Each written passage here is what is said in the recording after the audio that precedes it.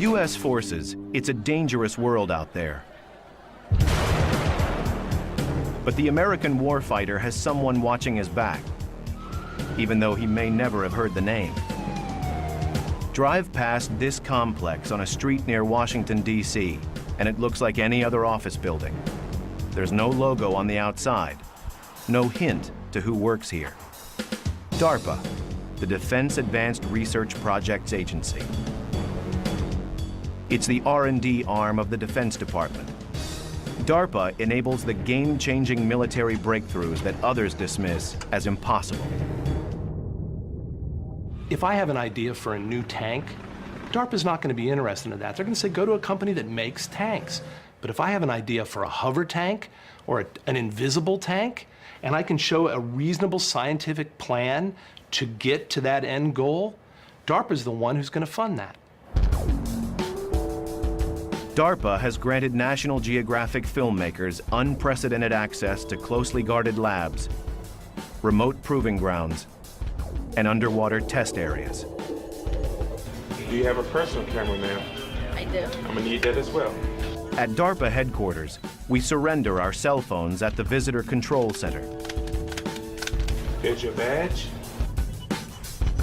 Then we are escorted to the only room where interviews can be conducted. Sometimes, our questions hit a brick wall. You know what, I don't want to go down that road. Okay. The security reason? Don't want to tell you the secret sauce. Is that right? Is that something you don't want to talk about? Yeah, can I not talk about that one? Let's not talk about that for now. From developing ways to spot hidden threats in Iraq, to designing hypersonic jets that can fly more than 5 times the speed of sound, DARPA tackles what they call DARPA-hard problems. When you're looking at a problem that's really difficult, you just say, that's too hard to do. And if you answer the question like that, then it's a DARPA-hard problem. The highest risk possible is when you put resources on something and you have no idea whether it's going to happen. Those are DARPA-hard problems. The problems that are too hard to solve are DARPA-hard, we kill them. The world faces a new kind of terror that has transformed the nature of combat. America's warfighters have an urgent need for new weapons and defenses to fight a hidden enemy whose attacks are unexpected and deadly. He took shrapnel on the neck. He did. Case in point, how to defend our troops against rocket-propelled grenades. In Iraq, RPGs are a leading cause of combat death. They are cheap to make, fast, and lethal. RPGs can be fired from anywhere and race to their targets in seconds. A seemingly unstoppable threat. DARPA's solution, a revolutionary technology called Iron Curtain. The Iron Curtain was developed to protect lives of people in armored vehicles, light armored vehicles, against threats such as rocket-propelled grenades. Many RPGs are so powerful they can penetrate a concrete wall or a foot of solid steel. It takes an RPG about 1/10 of a second to travel 15 yards to its target. DARPA's team has to develop something fast and powerful enough to detect, track, and destroy it in a split second, just inches from the vehicle itself. But can it be done? At a remote site on the Utah Salt Flats, scientists prepare to test the Iron Curtain system on an armored Humvee. It's about to be subjected to an attack by simulated RPG fire. As the RPG is flying in, the first sensor that sees it is the radar. This is the radar antenna, so they can track the RPG as it comes in. The second sensor that sees it is all along here, there's an optical sensor. And as the RPG flies underneath, we're able to select the exact aim point. The countermeasure then has an effect on the exact point that you want it to. Now, since we can't have explosive countermeasures on the test that we're doing out here today, we use instead a system that we call the diode gun. And we set up the lights in sequence so that they travel down at the exact same speed that the countermeasure would be going. So we can see then, with the high-speed camera that's operating at about 30,000 frames per second, we can see precisely where the countermeasure would have hit the RPG. Today's test will require pinpoint radar detection of the incoming threat and an instant trigger of the countermeasure system. Before the test, the equipment must be calibrated. They aim the air cannon precisely using a laser. Okay, that's good. A little bit to the right. That looks good.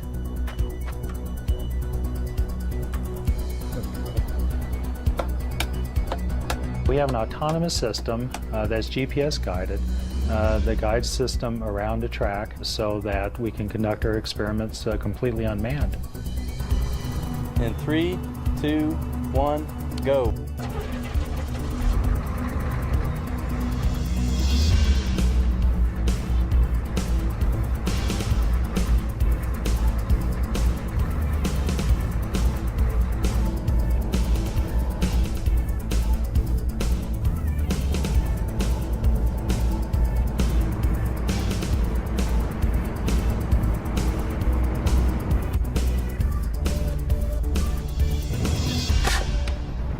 All right, let's watch the high speed. Only by examining the data can technicians tell if Iron Curtain worked in the critical time frame required. Footage shot by their high-speed camera indicates that the sensors detected the incoming RPG threat. The countermeasures would have effectively been deployed in time to stop the RPG in about 1/10 of a second.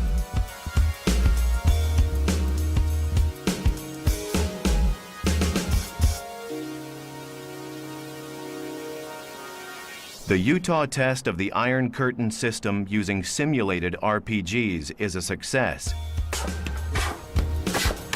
But can Iron Curtain stop deadly live RPG fire?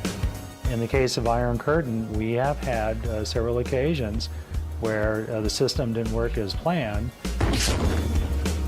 and the RPG did go high order and destroyed all of our apparatus. And you just pick up the pieces, in this case literally pick up the pieces, and you push on. In June 2008, the Iron Curtain system is tested again with live fire. We had a lot of confidence in the system, although I won't say that my heart wasn't up here. We took a shot. We detected with the radar, the optical system went on, told our countermeasure where to shoot. We shot it, held our breath, and sure enough, we deaded the RPG, went over, wiped the RDX, the explosive off the vehicle, and congratulated ourselves.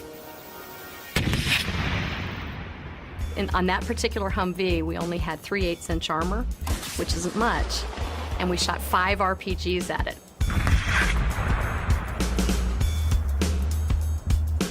So you can see impact points of 5 RPGs on that vehicle, and obviously we deaded them all. We still have our vehicle. What exactly is the countermeasure dropping to disable the RPG? That remains DARPA's secret. And behind the scenes, DARPA found a way to give our warfighters a futuristic helping hand. On patrol in Iraq, America's soldiers can fall prey to sniper fire. To shield themselves, our warfighters must rely on 30 pounds of body armor for protection. With the rest of their gear, they must shoulder as much as 125 pounds. To give them the extra strength they need, DARPA goes to a place where fact meets science fiction. Scientist Steve Jacobson at Raytheon Sarcos, a leading robotics company in Salt Lake City, is working to create a new breed of soldier with superhuman powers. His creation, the exoskeleton, combines a man and a machine to offer extraordinary strength. If you put 200 pounds of body armor on somebody right now, they're going to walk about 300 feet. And if you put 200 pounds of body armor on somebody wearing an exoskeleton, they can walk all day. The exoskeleton mirrors the human body. A computer network serves as its nervous system. Hydraulic valves and actuators function as muscles. And its skeleton is made of aluminum. The challenge of putting a person inside a machine is a daunting one. When you put a machine around a person, there's all sorts of places where it interferes with your motion. It may abrade your skin. When you first put it on and it's not powered up, it feels very heavy because you're wearing a 200-pound robot, which is a lot of weight. You ready to power up? Power up. As soon as they power it up, all that weight goes away. And suddenly you feel like the Hulk.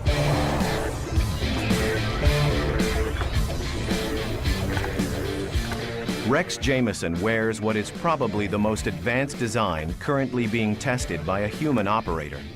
The risk is that it's extraordinarily fast and extraordinarily strong, so if it decides to do something, I can't fight it. The exoskeleton is designed to amplify the operator's movement without blocking it, to read his motion, enhance it, and make him stronger.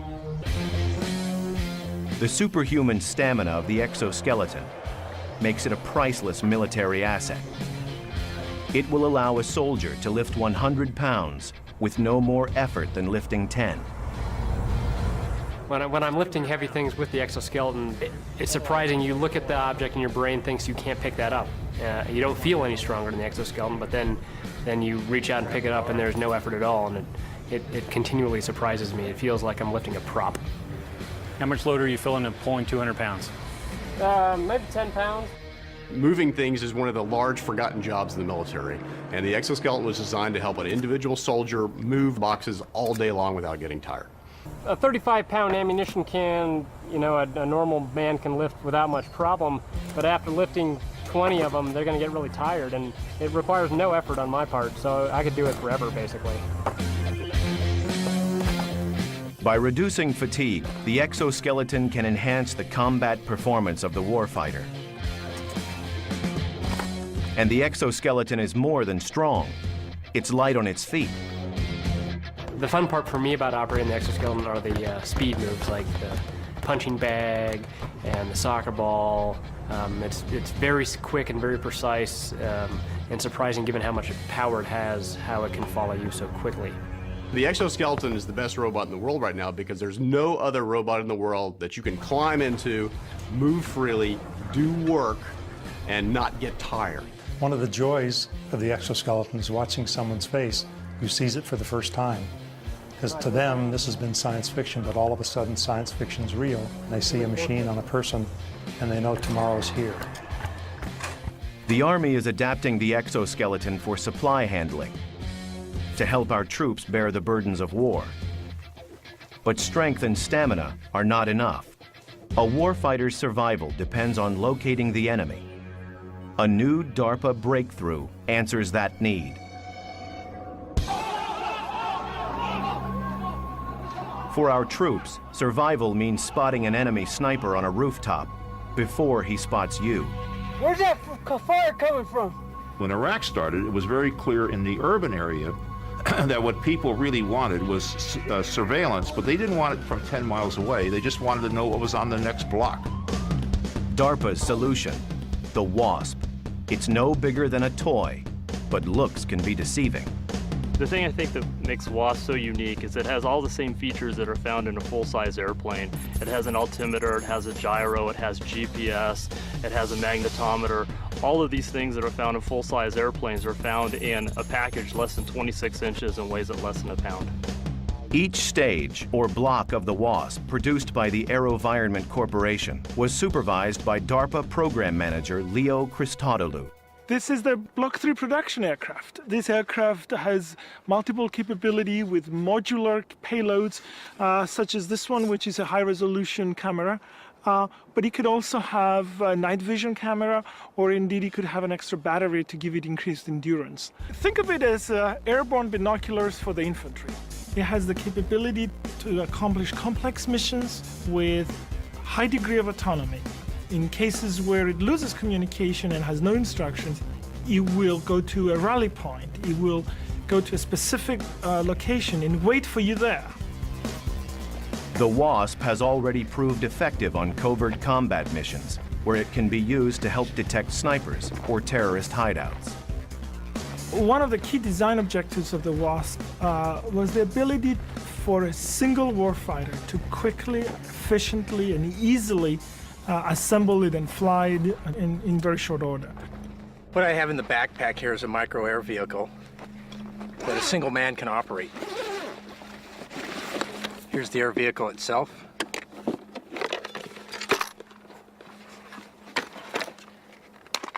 This is a night camera. And this is the camera we use for flying in the day. This is the controller I use to view the video and control the aircraft in whilst in flight. And this is the RF unit which sends up the command to the aircraft and then receives video. I'm here at a test range in California. We're gonna send this armored vehicle somewhere out on the range, way out there, and I'm gonna find it with this.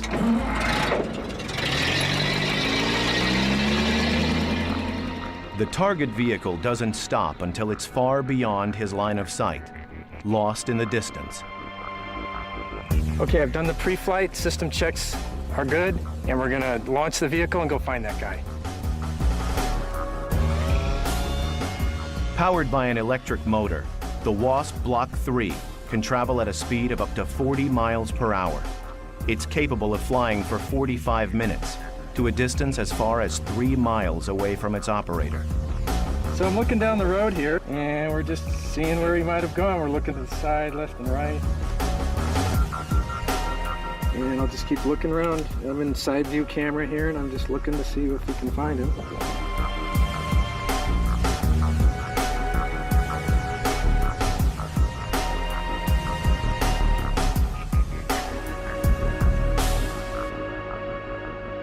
There he is, there's the vehicle. So we were able to find the vehicle. Even more surprising than how well the WASP flies is the way it lands. When the WASP lands, it's designed to break apart in order to absorb air energy, very much like a NASCAR is designed to break apart when they crash. That's the way we design our UAVs, such that when they break apart, the energy is absorbed, the piece parts may fall apart, but then you can pick them up and you can put the airplane right back together again and it's ready to fly. Not only was it DARPA hard technologically, but it was DARPA fast in terms of getting it into the hands of the operators. We needed to turn this aircraft into a robust, tough little bird that could take everything that a warfighter might throw at it. With the WASP, DARPA helps put the element of surprise on our side. And surprise has always been part of DARPA's DNA since a day that shook the world. DARPA was founded when one of our enemies took us by surprise. 50 years ago, we had Sputnik, launched by the Russians, which greatly surprised this country. We never believed that they were going to get to space first. DARPA's primary mission from the very beginning is to be an agency whose job is to prevent technological surprise to the United States. Over the years, we have found that the best way to prevent technological surprise is to create it. So we have gone out and created surprise in order to prevent it from happening to us. DARPA gave America the high-tech edge with breakthroughs like the Saturn moon rocket that began as a DARPA program and stealth technology. The reason you have a GPS receiver, the reason you have cell phones so small, because DARPA created the technology many years ago.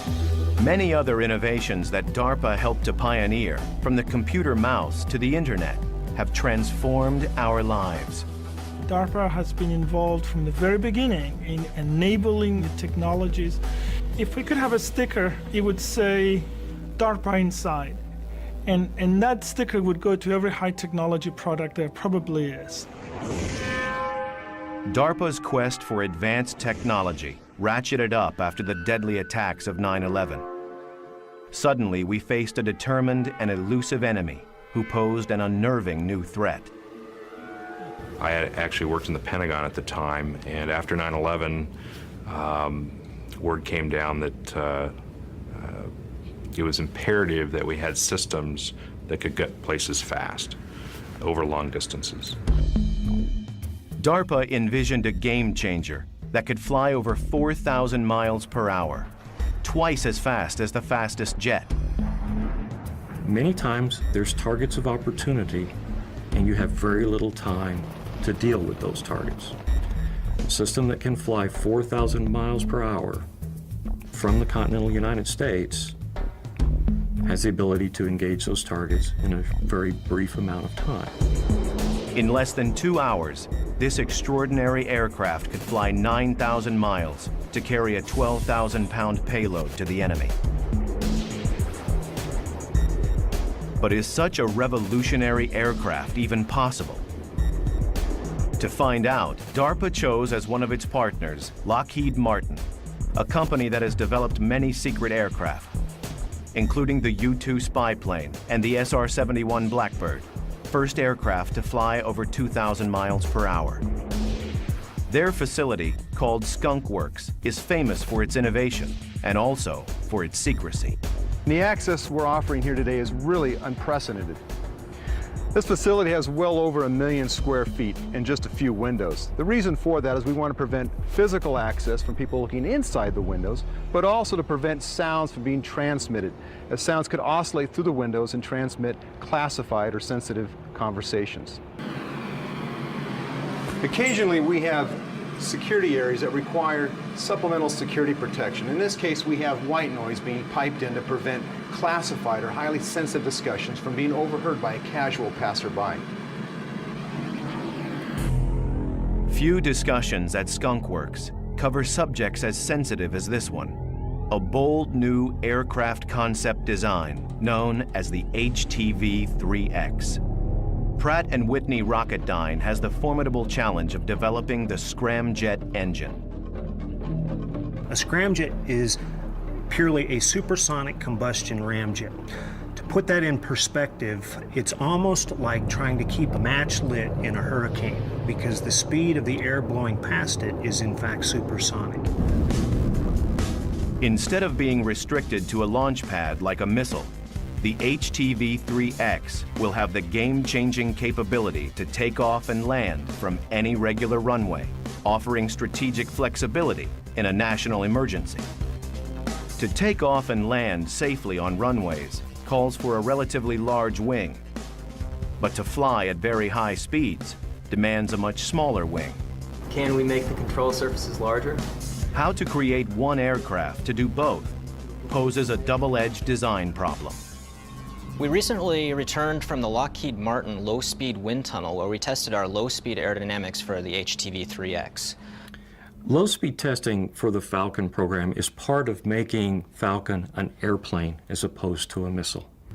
An aircraft must take off and land gracefully, which means it must fly at low speeds to use existing runways. And so therefore, low-speed testing of these high-speed configurations is critical. Okay, let's get back together in 2 days and let's see what we got, move on from there. The details of the Falcon project remain a closely guarded secret, and DARPA scientists intend to keep them that way. While DARPA enhances our potential for hypersonic flight, they also set their sights on helping our combat swimmers. These warfighters often swim long distances to shore before entering combat, and risk arriving too exhausted to safely complete their mission. In the animal world, there are some extremely efficient swimmers. And we started looking at those animals to learn how they swim and see if we can transfer the methods that they use over to people. This is a pretty close copy of a penguin wing, elliptical in profile. It was actually a failure. Didn't work at all in this case. This wing is very similar to what you'd find on the back of a whale on its tail. Very efficient, very hard to manufacture, so we actually designed it out. And finally, this wing has the aspect ratio of the whale's tail wing, but without the bumps on the front. This is our finished wing, our finished product here. Something easy to produce, but performs just as well as the nature-inspired wing there. The resulting device, called Power Swim, harnesses human muscle for swimming as never before.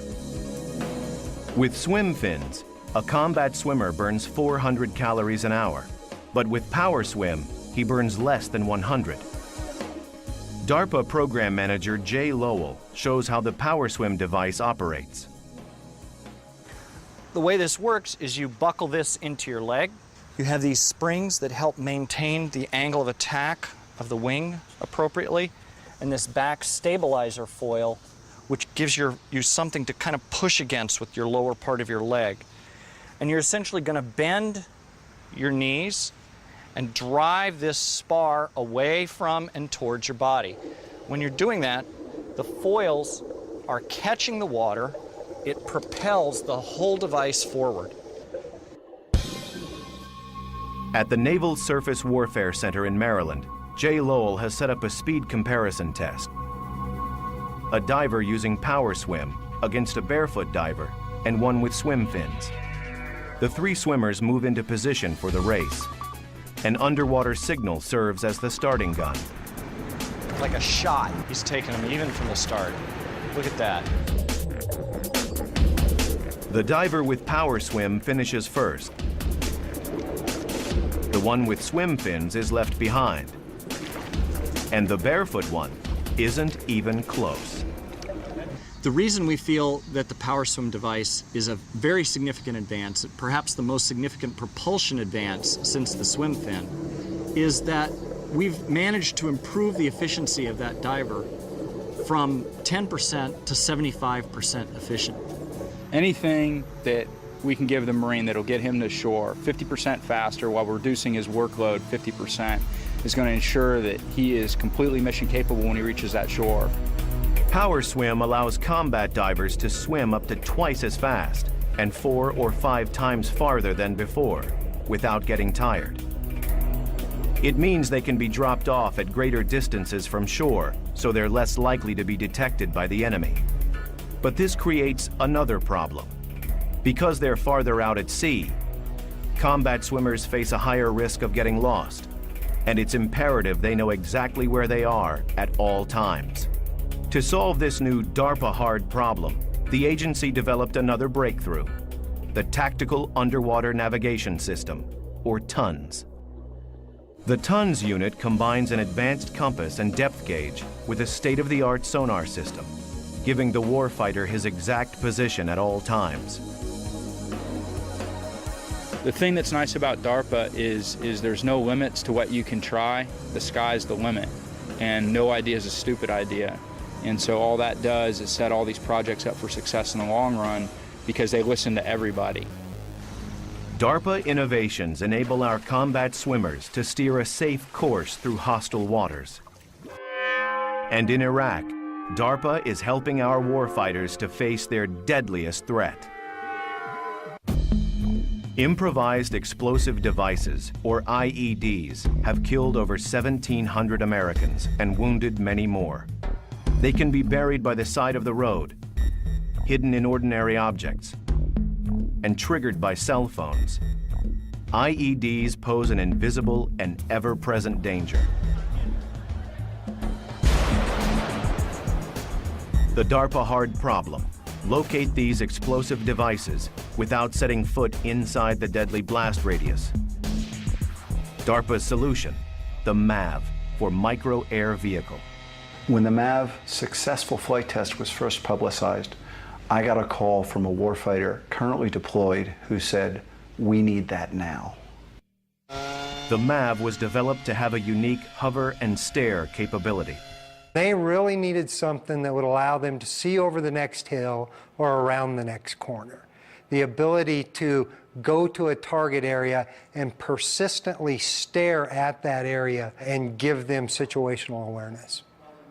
Weighing only 4 pounds, the MAV's remarkable motor delivers as much power as a 25-pound lawnmower engine and literally sucks the MAV through the air. Air is sucked into that duct by this fan. That's creating the aerodynamic lift. The ducted fan air vehicle configuration provides vertical flight capability. Plus, it has no exposed moving parts for safety around soldiers, Marines, and airmen. It can actually fly backwards, forwards, anything it needs to do to compensate for the wind and to put its sensor on its target. The MAV's sensors include a camera that can detect and recognize man-sized targets at more than 800 feet in daylight and more than 400 feet at night. But today, Honeywell Program Manager Vaughn Fulton and his team will determine whether the MAV can locate a much smaller target, a concealed simulated IED. In a nearby control center, technicians monitor the MAV's data.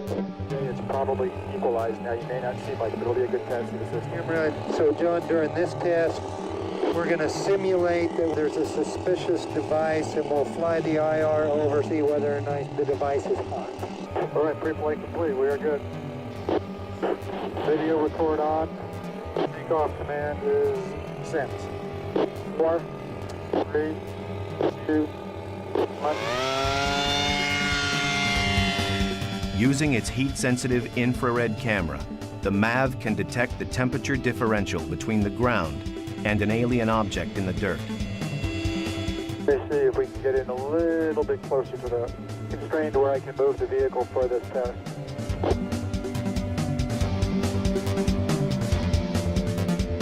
They spot their target. The MAV's infrared camera detects what the naked eye cannot.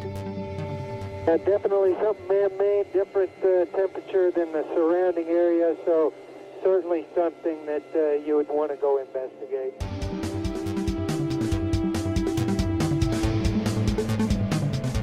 Okay, I've got 26% battery, 25% fuel. All right, John, let's bring it in for landing. AV has landed.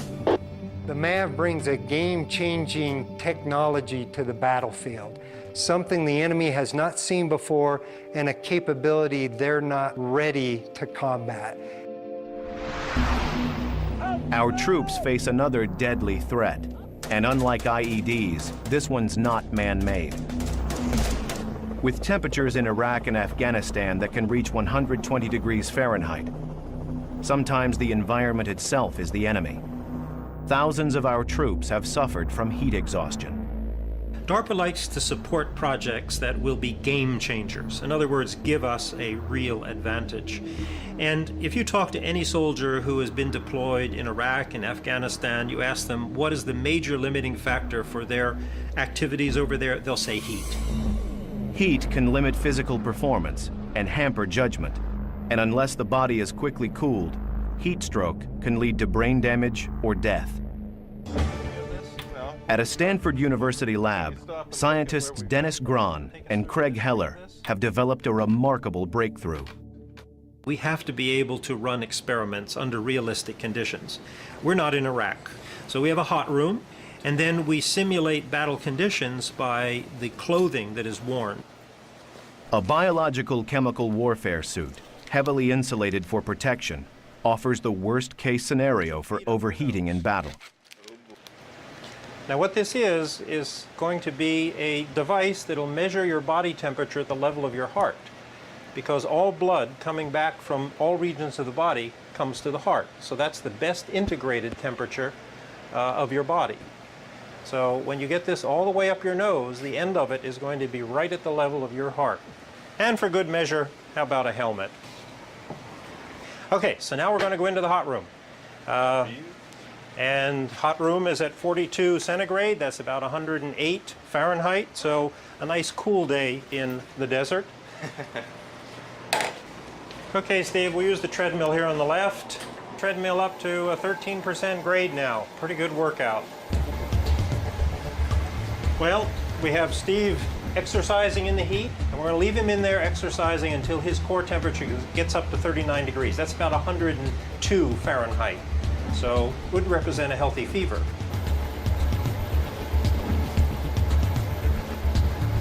When his core temperature reaches 102 degrees Fahrenheit, he is even more heavily insulated.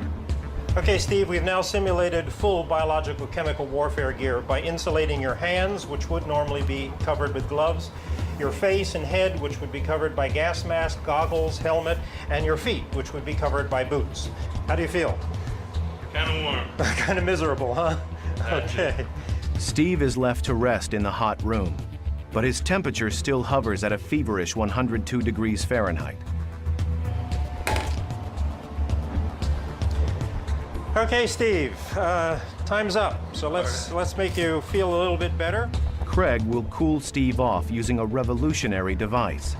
They call it the glove. The gloves are activated, so now we can see how much heat we can actually suck out of your hands. All right, looking forward to it. The cool water, which is perfusing this metal cylinder, is going to take heat away from your hands. The hot blood is coming into your hand. It's being distributed in this big network of blood vessels just under the palm, and that heat's being transferred to the metal cone. The cool blood is going right back to your heart and being distributed through the core of your body. Feels good. Even though he is heavily insulated, as the cool water circulates through the glove, Steve's temperature immediately starts to drop and will soon reach a safe level. The glove that can protect warfighters from heat stroke can also save the lives of those suffering from extreme cold, including combat swimmers, who sometimes spend 8 hours in freezing water to perform a mission.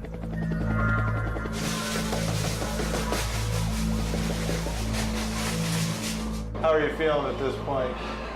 Feeling a little bit cold. Dennis Grahn is testing whether he can stop research assistant Tim Wolf from shivering, even in the chill of an ice bath that simulates the extreme cold a combat swimmer must survive. Let me see your hands here. Yeah, you can feel they've pretty much closed down. Let's take a look at the palm on the infrared here. Your face is cooling off pretty well. Your nose is definitely shut down. Okay, you reach over and feel your ears compared to the rest of the skin temperature, and they're very much colder. Your core temperature is starting to fall down now, and you can see it's a pretty decent decline, so I think that it's about time to start putting some heat in and see what happens. I'm not gonna complain. Will that work for you? The way we're going to do it is stick your hand into this little device here that creates a slight negative pressure. What that does is it draws blood into your hand. And so you've got your arterial blood flow out through here, being warmed up in these heat exchangers and then going right back to your body core where it's circulating around and the heart delivers it to the core organs. Okay, and you look on the infrared, you can see little spots on your arms are starting to warm up, like right there in your elbow region. Superficial veins are starting to light up as the warm blood returning to the heart is warming the tissues as it passes through. It only took about 30 seconds or a minute before I started to feel a lot more comfortable. I feel a little cold still, but I'm not shivering, which is a good thing. I think that if this was a real situation and I was really stuck in cold water like this, that these things would be a real lifesaver. As dangerous as the physical stress of extreme environments is the mental stress of combat. There too, DARPA readies the warfighter to step into harm's way. To help our troops prevail in the second-by-second ordeal of combat, DARPA experts have developed a remarkable innovation in mission rehearsal. You're being transported out to the area. On the way there, you open up your laptop, and now you see a full 3D recreation of the area you're going to be in. You've never been there before, but it's been built up from you from actually accurate data, so that when you land on the ground, it feels like you've already been there before. The real-world 3D simulation combines the latest satellite data, ground photographs, and drone footage for a depiction of the combat site so accurate the warfighter can rehearse his mission as never before. Just the ability to be able to travel the terrain in a mission set in a virtual environment is invaluable. Walking terrain you've never seen before has its own hazards, but if I could have just the rehearsal of walking the terrain, that's tremendous. The real-world 3D simulation gives the warfighter an extra edge to avoid deadly surprises in combat. Another critical operation for troops is intelligence gathering through surveillance missions, but flying over enemy territory is extremely dangerous. A recent DARPA breakthrough, the A-160, can conduct surveillance at high altitude over long distances without placing a human life at risk. The A-160 does not have a pilot in the traditional sense. The people in the ground control station, including myself, have control over the bird through a data link. where we give it airspeed, heading, velocity commands. The pilotless A-160 can hover at 20,000 feet and has set a world record for a helicopter of its size, flying 18.7 hours without refueling. A-160 is clearly a game changer.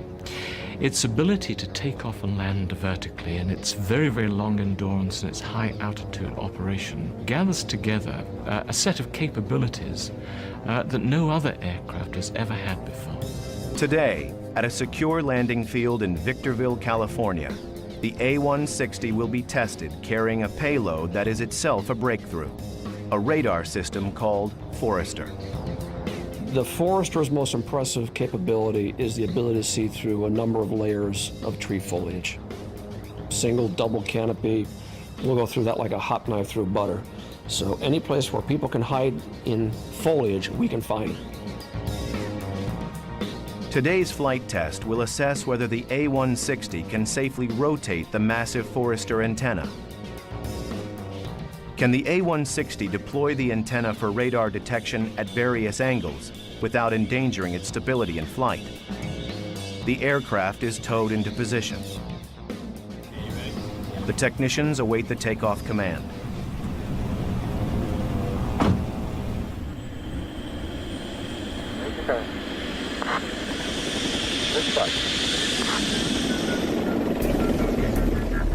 Shadowed by a chase helicopter, the A-160, carrying the Forester antenna, climbs to its programmed altitude for the test to begin. Altitude, 5,000 feet. Can the pilotless aircraft remain stable as it deploys the radar antenna for the first time, subjecting the aircraft to maximum torque? It's time to find out.